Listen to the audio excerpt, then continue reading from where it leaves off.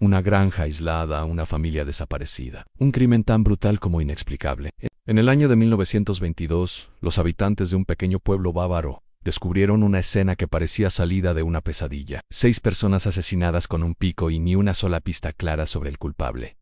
Lo llamaron Hinterkaifeck, y hasta hoy sigue siendo el crimen más misterioso de Alemania. En los últimos días de marzo de 1922, los vecinos notaron algo extraño. A la familia Gruber no aparecía en el pueblo. La granja Hinterkaifeck permanecía en un inquietante silencio. El correo se acumulaba. La pequeña Casilia faltó a la escuela, y el carnicero notó que nadie pasaba por la carnicería a comprar carne fresca.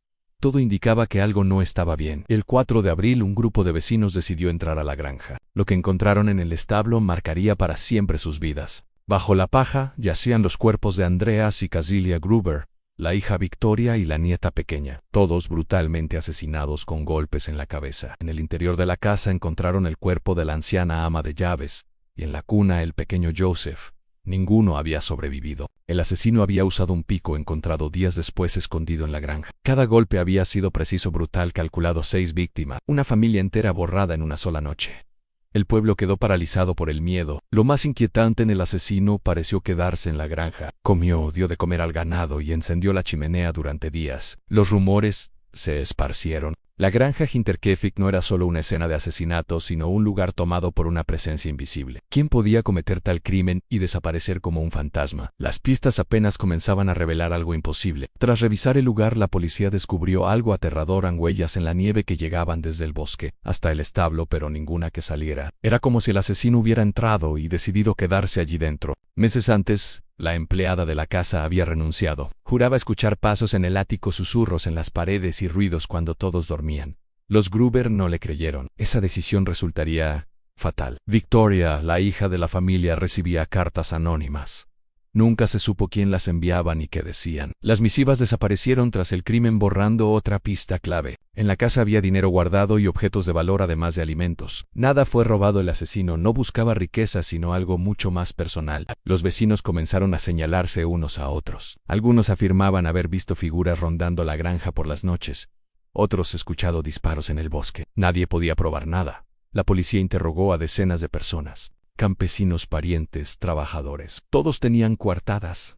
Nadie confesaba. Cada entrevista dejaba más preguntas abiertas. Se hablaba de relaciones prohibidas en la familia, rumores de incesto entre Andreas el padre y su hija Victoria. ¿Podría un crimen tan atroz haber nacido del odio familiar? Algunos sospechaban de Carl Gabriel, esposo de Victoria, reportado muerto en la Gran Guerra. Se decía que había sobrevivido y regresado a vengarse. Nunca hubo pruebas. El pico usado en los asesinatos no fue hallado en un primer registro. Apareció días después oculto en el granero. Error policial o manipulación del asesino. La escena del crimen fue contaminada. Vecinos curiosos caminaron por el lugar, tocaron los cuerpos, movieron objetos. La investigación quedó manchada desde el inicio.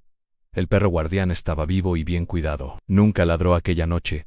¿Conocía al asesino? Durante días después del crimen, los vecinos vieron humo en la chimenea. El asesino se había quedado en la granja comiendo y descansando junto a los cadáveres. El forense descubrió que la pequeña Casilia vivió horas tras el ataque. Su cuerpo mostraba mechones de cabello arrancados en desesperación. Un último intento de resistir. Algunos vecinos afirmaban haber visto luces en la granja después del crimen. Otros escucharon voces. Ninguno coincidía en detalles. Cerca de la granja había un viejo pozo. Algunos creían que el asesino escondió allí pruebas. Fue registrado, pero nunca se halló nada. Victoria tenía propiedades y cuentas bancarias.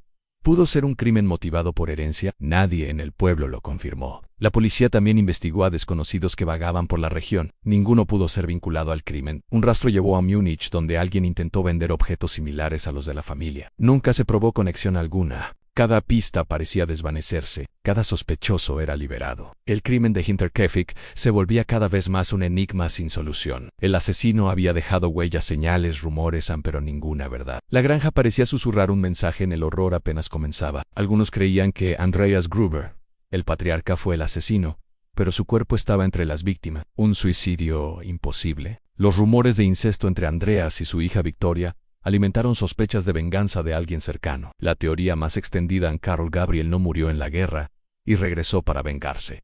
Ninguna evidencia lo confirmó. Otros hablaban de un crimen ritual. Símbolos encontrados en el establo parecían reforzar la idea. Nadie los explicó con certeza. Un antiguo jornalero de la granja había jurado venganza contra Andreas.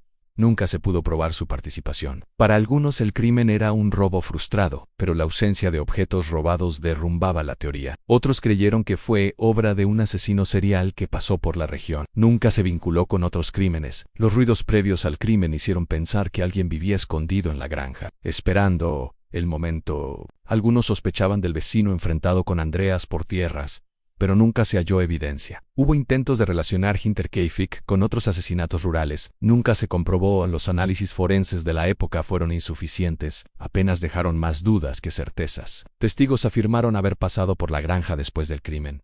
Vieron figuras dentro. Nadie los identificó. Otros decían que fue obra de un culto oculto en Baviera. Nunca hubo pruebas, pero la idea creció con los años. La brutalidad y precisión hicieron pensar en varios atacantes, pero ninguna huella lo confirmó. Una conexión con Múnich surgió, pero las investigaciones se apagaron pronto.